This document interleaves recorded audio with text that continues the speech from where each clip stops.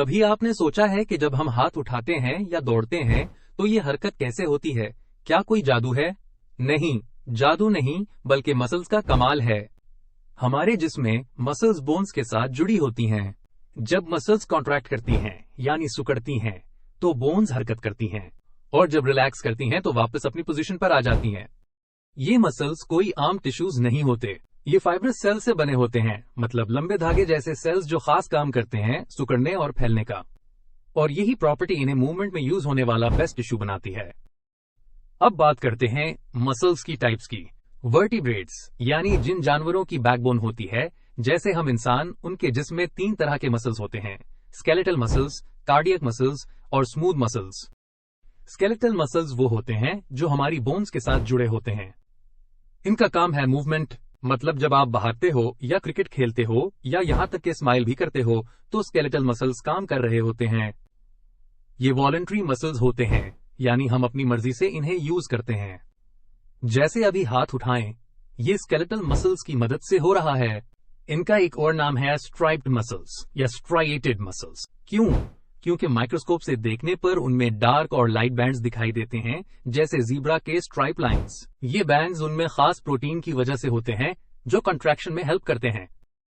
फिर आते हैं कार्डियक मसल्स। नाम से ही लग रहा है कि हार्ट से रिलेटेड होंगे, और बिल्कुल सही।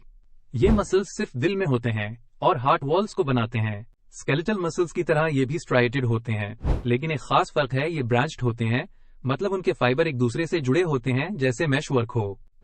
और सबसे इंटरेस्टिंग बात, ये इनवॉलंटरी होते हैं, यानी हम उन्हें कंट्रोल नहीं करते। हमारा दिल खुद ब खुद धड़कता रहता है, ना हमें याद दिलाने की जरूरत है, न किसी अलार्म की।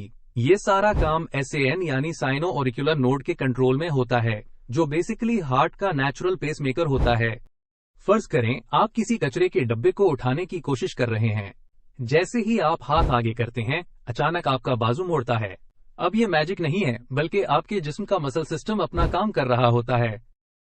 आपके बाजू में 2 खास मसल्स होते हैं, बाइसेप्स और ट्राइसेप्स। बाइसेप्स वो मसल है जो सामने की तरफ होता है और ट्राइसेप्स पीछे की तरफ।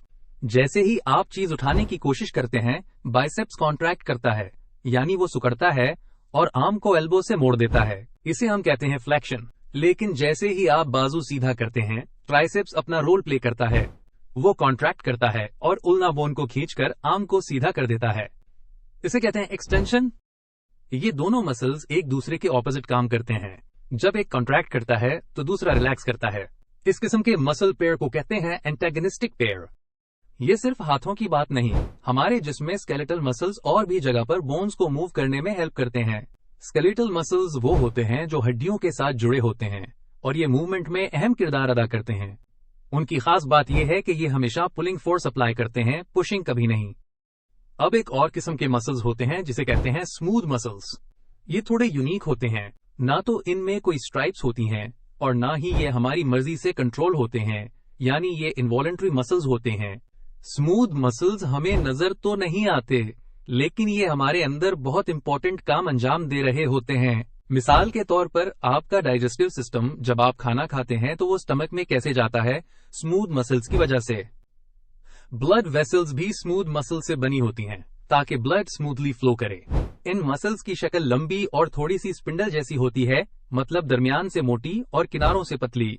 हर सेल में सिर्फ एक न्यूक्लियस होता है, और अगर हम इवोल्यूशन की बात करें तो स्मूथ मसल्स सबसे पहले इवॉल्व हुए थे। क्वेश्चन 1, कौन सी मसल टाइप वॉलंटरी होती है? Answer 1, option B, skeletal muscle. Question 2, जब बाइसेप्स सिकुड़ते हैं तो क्या होता है? Answer 2, option C, arm bends. Question 3, antagonistic pair क्या होता है? Answer 3, option C, 2 opposing muscles.